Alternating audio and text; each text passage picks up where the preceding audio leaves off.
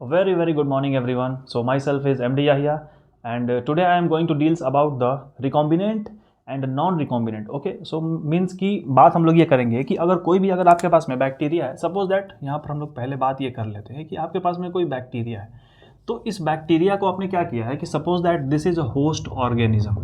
अगर ये बैक्टीरिया अगर आपका होस्ट ऑर्गेनिज्म है, मतलब कि इसमें आपने क्या किया है कि इसमें आपने अपना वेक्टर को ट्रांसफ़र किया है along with the gene of interest. तो अगर बात करते हैं कि अगर आपका वेक्टर है और आपने इस वेक्टर को कट कर दिया है रेस्ट्रिक्शन एंजाइम से, that is by the help of restriction endonuclease, and if you have here piece of DNA and inside the piece of DNA you have the gene of interest. Suppose that this is the gene of interest and you need to fit this gene of interest inside this plasmid vector.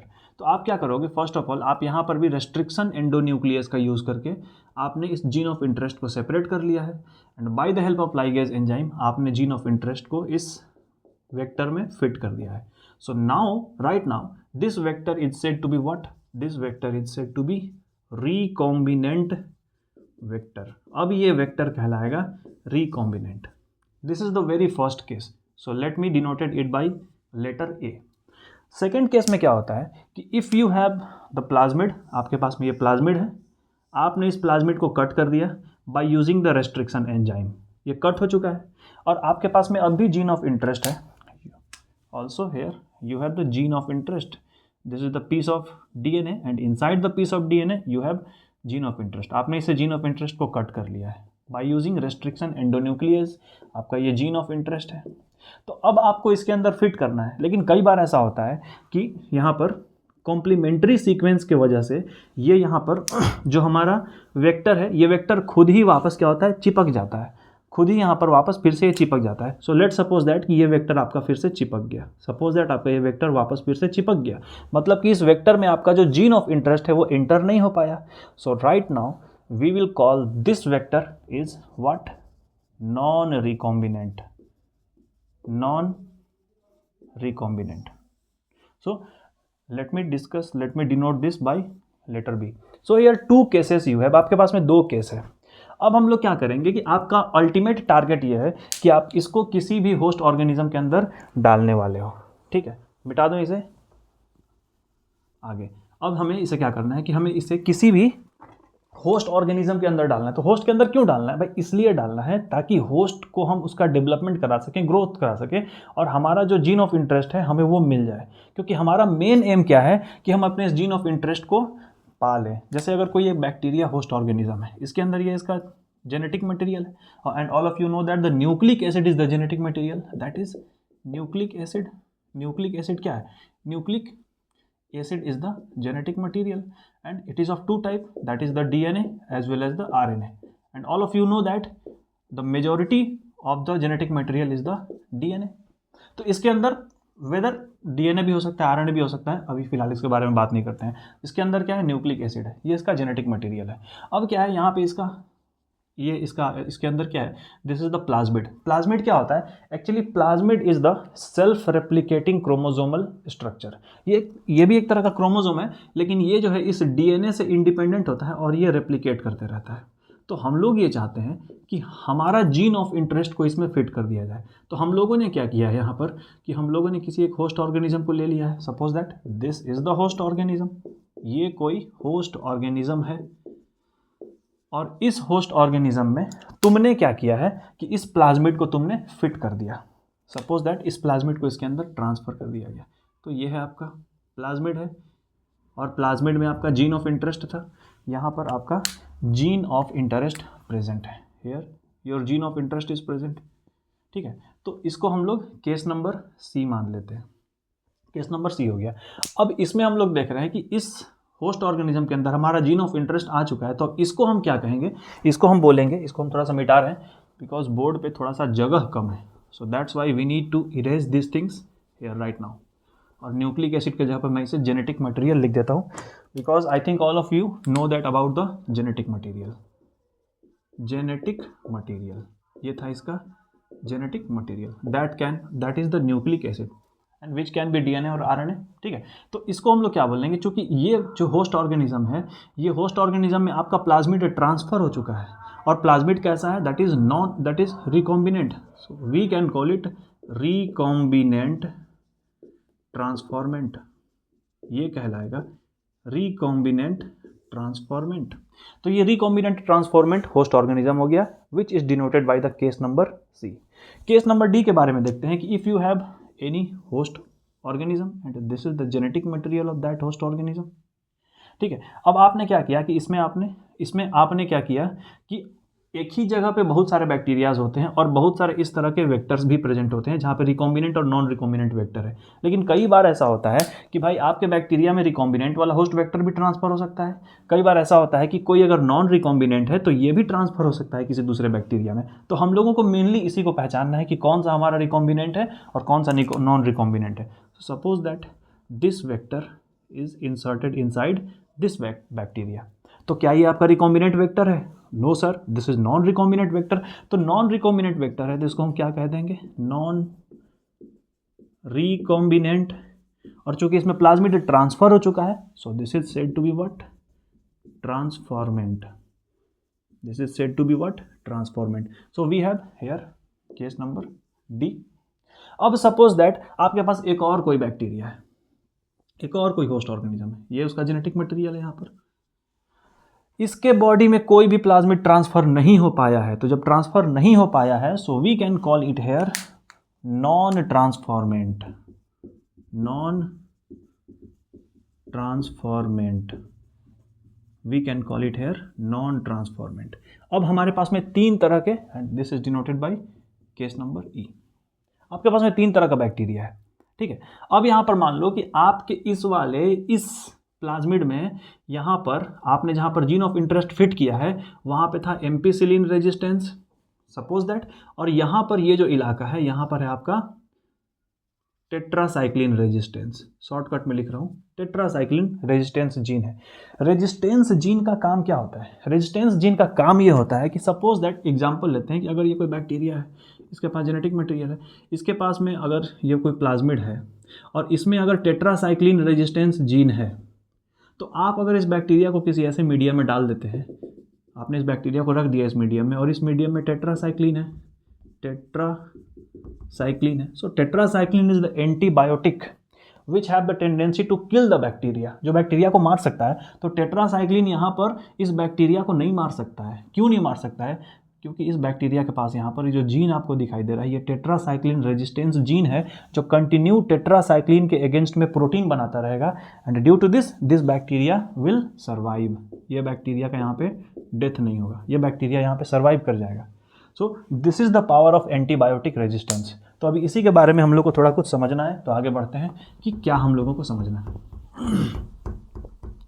तो अब क्या है, suppose that इसके पास में ampicillin resistance gene था जो कि cut हो चुका है और यहाँ पे आपका जीन ऑफ इंटरेस्ट है, तो एम्पिसिलिन यहाँ पर डीएक्टिवेट हो चुका है। टेट्रासाइक्लिन में कोई भी जीन ऑफ इंटरेस्ट नहीं है, तो टेट्रासाइक्लिन यहाँ पर एक्टिवेट है। इस प्लाज्मिड के बारे में देखो, आपने जब इसको कट किया था तो यहाँ पर था आपका एम्पिसिलिन रेजिस्टेंस जीन था और यहाँ पर टेट्रासाइक्लिन था। ठीक, सपोज दैट टेट्रासाइक्लिन था, लेकिन जब आपने इसे कट किया तो ये वापस फिर से जुड़ गया, मतलब इसमें कोई भी आपका जीन ऑफ इंटरेस्ट नहीं है। तो ये वापस जब फिर से जुड़ गया, मतलब आपका एम्पिसिलिन जीन यहाँ पे डिस्ट्रॉय नहीं हो पाया, मतलब इसमें एम्पिसिलिन है और टेट्रासाइक्लिन को हमने कट नहीं किया था, तो टेट्रासाइक्लिन भी है। क्या इस बैक्टीरिया में कोई प्लाज्मिड है? No plasmid. तो जब प्लाज्मिड ही नहीं है तो इसके पास में ना तो एम्पिसिलिन होगा और ना तो इसके पास में टेट्रासाइक्लिन होगा। तो इस बैक्टीरिया के पास में कुछ भी नहीं है। हमारे पास सबसे बड़ा चैलेंज है कि हमें ये पहचानना है कि इस तीनों बैक्टीरिया में से कौन सा ऐसा बैक्टीरिया है जिसमें हमारे पास में हमारा जीन ऑफ इंटरेस्ट प्रेजेंट है, क्योंकि जब तक ये पता नहीं चलेगा कि जीन ऑफ इंटरेस्ट हमारा किस बैक्टीरिया में है, तब तक हम उस बैक्टीरिया का ग्रोथ नहीं करवा सकते हैं, कल्चर नहीं करवा सकते हैं, क्योंकि अगर कल्चर नहीं कर पाएंगे तो हमें हमारा जीन ऑफ इंटरेस्ट मिलेगा नहीं। हमारा एम है कि हमें हमारा जीन ऑफ इंटरेस्ट चाहिए। सो सपोज दैट ये जो जीन ऑफ इंटरेस्ट है आपको चाहिए, आपको जीन ऑफ इंटरेस्ट आपने पेनिसिलिन का रखा है, ठीक है, आपका टारगेट है कि मेरा जीन ऑफ इंटरेस्ट जो है ये पेनिसिलिन का है, हमको पेनिसिलिन का जीन चाहिए। चलो ठीक है भाई, मिल जाएगा सर। कैसे मिलेगा? सबसे पहले आपको पहचानना पड़ेगा कि तीनों में से किसके पास आपका जीन ऑफ इंटरेस्ट है। तो इसके लिए हमें 2 प्लेटिंग करना पड़ेगा, 2 प्लेटिंग। तो यहाँ पे मैं 2 प्लेटिंग कर लेता हूँ। एक ये प्लेट है, ठीक है, इस प्लेट में सपोज दैट इस प्लेट में आपने डाल दिया हुआ है साइक्लिन आपने डाला हुआ है इस प्लेट में। एक दूसरा प्लेट है, इसको थोड़ा सा मैं यहाँ पर मिटा रहा हूँ, sorry because here place is too short, यहाँ पर प्लेस थोड़ा सा कम है। तो यहाँ पे ये दूसरा वाला एक प्लेटिंग है, ये दूसरा प्लेटिंग है, और इस प्लेट में आपने डाल रखा है एम्पीसिलिन, एम्पीसिलिन आपने डाल रखा है। अब क्या है कि दो प्लेटिंग करके ही हम लोग ये पता कर पाएंगे यहाँ पर कि किस में हमारा जीन ऑफ इंटरेस्ट है। सबसे पहले हमने क्या किया, यहाँ पर ऐसे रखा, कुछ भी चीज़ हमने रखा, बैक्टीरिया उसमें चिपक जाएगा, इसको उठा करके हम लोग यहाँ पे ट्रांसफ़र कर देंगे so that bacteria can easily transfer. तो अब यहाँ पर बैक्टीरिया आपका ट्रांसफ़र हो चुका है। ये बैक्टीरिया एक, इसका जेनेटिक मटेरियल, इसमें इसका प्लाज्मिड है, और इस प्लाज्मिड में जीन ऑफ इंटरेस्ट है, जो कि हम लोगों को नहीं पता है, लेकिन रियली में इस प्लाज्मिड में जीन ऑफ इंटरेस्ट है। ठीक है, ये केस नंबर सी। दूसरा बैक्टीरिया आपने यहाँ पर कुछ रखा और बैक्टीरिया को उठा के आपने यहाँ पे ट्रांसफ़र कर दिया। तो अब लीजिए, अब आपका बैक्टीरिया यहाँ पे ट्रांसफ़र हो जाएगा। ये लीजिए, ये बैक्टीरिया आपका यहाँ पे ट्रांसफ़र हो चुका है, और इसमें इसका ये जेनेटिक मटेरियल है, ये इसका प्लाज्मिड है। ये है केस नंबर डी। तीसरा वाला आपने इस बैक्टीरिया को उठा कर रखा, जो कि नॉन ट्रांसफॉर्मेंट था, उसको आपने यहाँ पे रखा, यहाँ पे आपने रख दिया। ये इसका जीन ऑफ इंटरेस्ट है और ये नॉन ट्रांसफॉर्मेंट है। तो आपने क्या देखा कि इसमें कौन सर्वाइव करेगा। अगर मैं तुमसे पूछूं कि भाई कौन सर्वाइव करेगा, कौन सा बैक्टीरिया का डेथ हो जाएगा, तो तुम बोलोगे कि सर डेथ उसी का होगा जिसके पास में टेट्रासाइक्लिन रेजिस्टेंस नहीं है, क्योंकि अगर टेट्रासाइक्लिन रेजिस्टेंस रहेगा तो वो बैक्टीरिया यहाँ पर सर्वाइव कर जाएगा। तो देखो यहाँ पर जस्ट फाइंड आउट कि किसके पास टेट्रासाइक्लिन रेजिस्टेंस जीन नहीं है। पहले तो इसके पास कोई भी प्लाज्मिड नहीं है, मतलब इसके पास टेट्रासाइक्लिन नहीं है, तो क्या ये सर्वाइव करेगा? तुम बोलोगे नो सर, इसका पहले डेथ हो जाएगा। हमें पता कैसे चलेगा कि इसका डेथ हुआ? अगर ये बैक्टीरिया जिंदा रहता तो इसमें कुछ हमने न्यूट्रिएंट्स भी लगाया हुआ है, इस बैक्टीरिया का ग्रोथ होता है, इसकी कॉलोनी बनने लगती, और हम लोग आइडेंटिफाई कर पाते हैं कि इस बैक्टीरिया का डेथ नहीं हुआ है, इसका कॉलोनी नहीं बनेगा, मतलब इसका डेथ खत्म।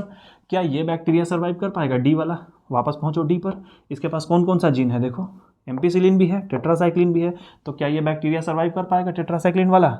यस सर, बिल्कुल सर्वाइव कर पाएगा। इसके पास टेट्रासाइक्लिन है तो ये सर्वाइव कर रहा है, इसकी कॉलोनी बनने लगेगी।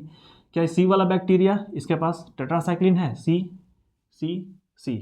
यस, इसके पास टेट्रासाइक्लिन है, तो मतलब ये भी सर्वाइव कर जाएगा।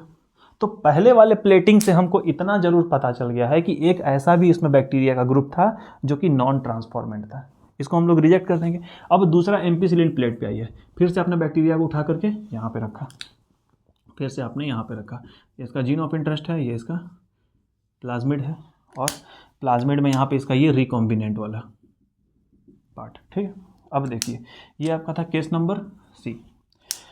नेक्स्ट आपने इसको उठाया और उठा करके आपने यहाँ पे रखा, यहाँ पे रखा, और उसके बाद में ये इसका प्लाज्मिड है, केस नंबर डी।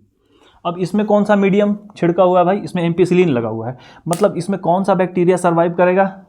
तुम बोलोगे कि सर वही सर्वाइव करेगा जिसके पास एम्पीसिलिन से लड़ने का क्षमता है, मतलब जिसके पास एम्पीसिलिन रेजिस्टेंस है वही सर्वाइव कर पाएगा सर। तो इसमें एम्पीसिलिन किसके पास है? पहले डी को चेक करो, क्या इसके पास एम्पीसिलिन है? डी को चेक करो, डी को चेक करो, yes sir, it have ampicillin, so this bacteria will survive, मतलब इसकी कॉलोनी बनने लगेगी, ये सर्वाइव कर गया बैक्टीरिया, इसके पास एम्पीसिलिन था।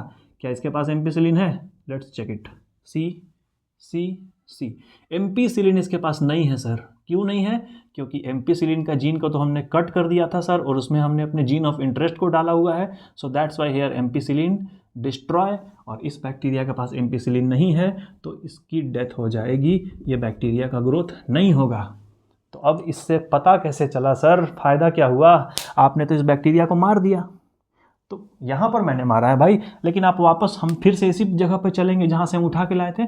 हम समझ गए कि इसमें मेरा जीन ऑफ इंटरेस्ट है, क्योंकि हमें पता है कि एम्पीसिलिन हमने काट दिया था, और एम्पीसिलिन जब कट चुका है तो इसका डेथ हो गया है। इसका एम्पीसिलिन है, मतलब इसमें हमारा जीन ऑफ इंटरेस्ट नहीं है, so this bacteria will rejected. ये बैक्टीरिया हम लोग वापस यहाँ पर जाएंगे और बोलेंगे कि बबुआ यू विल रिजेक्टेड, तुम भले यहाँ पे ग्रोथ कर पा रहे हो लेकिन फिर भी तुम रिजेक्टेड हो, और तुम्हारा डेथ हो गया, मतलब तुमने बता दिया मरने के बाद भी कि हाँ सर आपका जीन ऑफ इंटरेस्ट मेरे पास है, भले मैं मर गया हूँ लेकिन मैं बता रहा हूँ। So this bacteria will be accepted.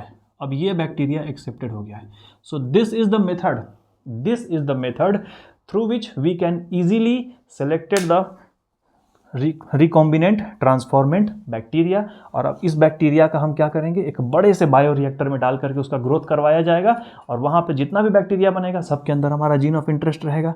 तो हमने एक लार्ज स्केल पर हमने बना लिया है जीन ऑफ इंटरेस्ट। और हमारा जीन ऑफ इंटरेस्ट क्या था, हमने लिया था यहाँ पर पेनिसिलिन। तो अगर हमको बहुत सारा पेनिसिलिन चाहिए तो हम इस तरह के मेथड का यूज़ करेंगे। So through the help of biotechnology you can easily select the recombinant versus non recombinant. ठीक है, ये था। सो आज के क्लास में इतना ही, मिलते हैं अगले क्लास में हम लोग। Okay, thank you everyone very much.